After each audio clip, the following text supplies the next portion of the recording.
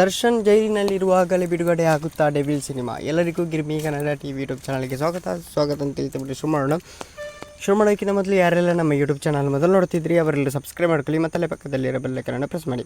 ರೇಣುಕಾಸ್ವಾಮಿ ಕೊಲೆ ಪ್ರಕರಣದಲ್ಲಿ ನಟ ದರ್ಶನ್ ಜೈಲು ಸೇರಿದ್ದಾರೆ. ಹೈಕೋರ್ಟ್ ನೀಡಿದ್ದ ಜಾಮೀನನ್ನು ಸುಪ್ರೀಂ ಕೋರ್ಟ್ ರದ್ದು ಮಾಡಿದ್ದು, ಕನಿಷ್ಠ 6 ತಿಂಗಳಾದರೂ ದರ್ಶನ್ ಹಾಗೂ ಇತರ ಆರೋಪಿಗಳು ಜೈಲಿನಲ್ಲಿ ಕಾಲ ಕಳೆಯಬೇಕಾಗಿದೆ.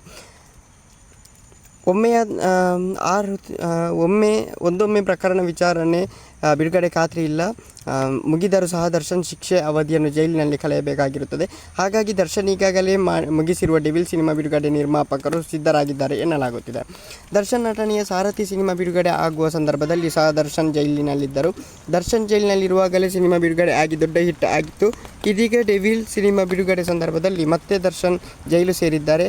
ಈಗಲೂ ಸಹ ಡೆವಿಲ್ ಸಿನಿಮಾವನ್ನು ತಡ ಮಾಡದೆ ಬಿಡುಗಡೆ ಮಾಡಲು ಚಿತ್ರತಂಡ ಸಿದ್ಧವಾಗಿದೆ ಎನ್ನಲಾಗಿದೆ. ಡೆವಿಲ್ ಸಿನಿಮಾ ಅಕ್ಟೋಬರ್ 31ಕ್ಕೆ ಬಿಡುಗಡೆ ಆಗಲಿದೆ ಎನ್ನಲಾಗುತ್ತಿದೆ.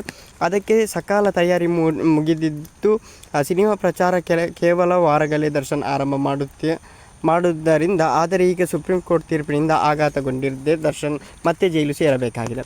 ನೋಡೋಣ ಏನೆಲ್ಲಾಗುತ್ತೆ ಅಂತ. Love you so much.